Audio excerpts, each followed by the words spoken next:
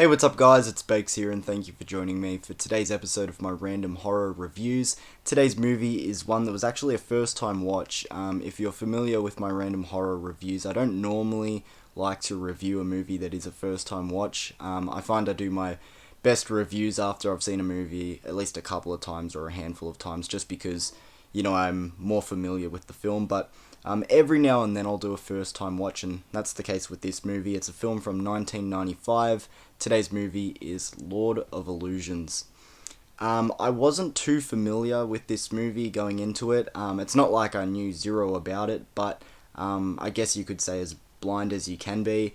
I didn't know much about the story or anything, I just kind of knew the basics. I didn't know what the movie was about, who was in it, but I knew it was a film from the 90s.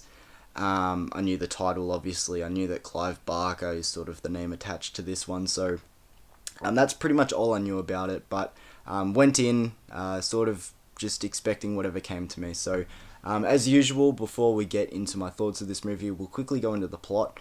And before I started recording, I'm like, how do I break down the plot for this movie? Because it's a bit of a strange one. So I'll just sort of talk about more so the elements in this one. We sort of got this detective who is doing some private investigating on this magician.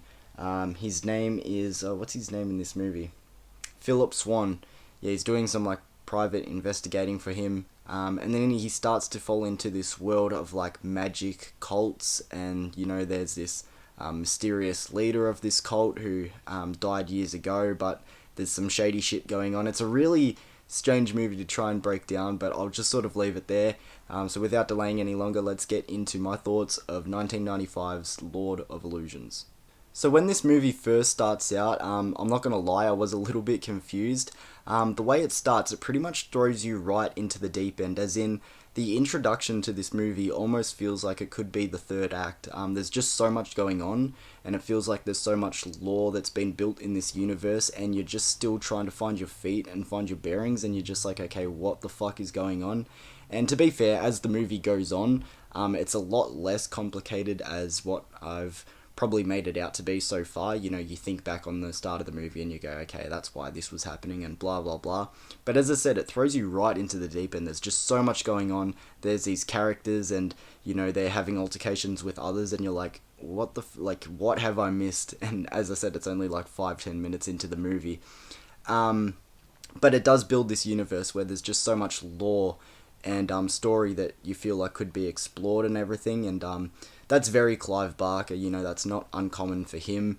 But as I said, it does get a little less complicated as it goes on and you start to wrap your head around things. But I would be lying if I said that my interest wasn't dropping in and out, through the runtime of this movie. By all means, not a bad film at all. I just wasn't vibing with it the whole way through. It was a little bit inconsistent for me. The idea was kind of interesting. You got this detective angle, sort of police procedural in a way. And again, because it's Clive Barker, you kind of got this cosmic, fantastical feel to it. If you're familiar with Clive Barker, a lot of his films and adaptations sort of have that feel to it. So that is very much there as well. As I said, this was a first time watch, but it kind of gave me Phantasm and In the Mouth of Madness vibes.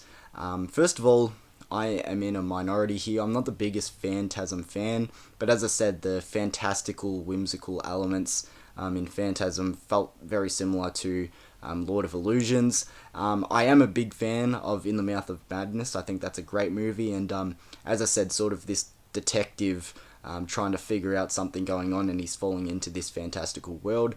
That felt very similar to In the Mouth of Madness.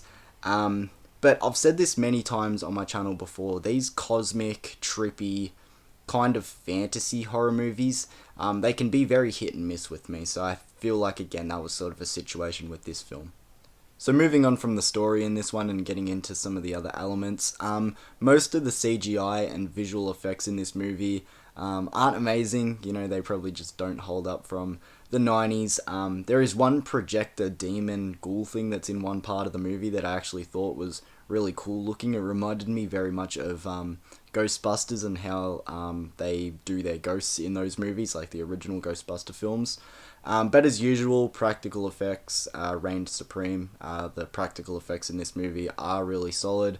They look really good. The acting in this movie is also solid. However, there was no performance in particular that really stood out to me. I just think everyone sort of did their job, which is fine as well. It's perfectly serviceable. Caught me off guard with one of the most soap opera-like sex scenes that I've seen in a movie in a while. You know, the dramatic music, weird long shots that go longer than what you feel like they need to, convenient positioning to cover parts of the body, just weird shit like that. I don't know why I brought that up in particular, but one other part I do want to bring up that was kind of funny. So our detective goes to this like mental institution to talk to this character that has a past with some of these other characters, you know, to get information. And the detective, stops her, and he's holding her to try and get information from her. And for some reason, one of the nuns working in this facility tackles him and lets her run free, and she accidentally gets hit by a car. I thought that was one of the strangest fucking scenes. Like, why not grab her? It just made me fucking laugh. Again, I don't know why I brought that up. It was just a scene that made me laugh in this movie. I don't know what else I want to talk about. I kind of liked the magic performances in this movie. As I said, it's got a lot to do with magic. Some of it is like illusions, and then other parts of it is meant to be like real magic. But I kind of liked the whole stage show sort of vibe of it going. I might as well get into my rating now. So, as I said, Lord of Illusions, a first time watch. Again, these cosmic, fantastical horror movies, they can be very hit and miss with me. There's a lot that I like, but I feel like more often than not, they're just not really my vibe. But the case for this one, I'm going to give Lord of Illusions a 5.5. My scoring on my channel, I was recently talking about scoring to people in the horror community that also do videos. My scoring is like a 5 to me is kind of average. Like, it was a good movie, wasn't bad. It was just, if I never saw it again, I wouldn't be overly upset, but I wouldn't mind rewatching it. A 5.5, I'm given that slight edge. Yeah, I don't need to break it down too much, but a 5.5 for Lord of Illusions, first time watch. If you've seen this movie and have any different thoughts on it, let me know in the comments below, guys. But thank you for joining me for this random horror review again, and I'll see you for another video soon. Peace.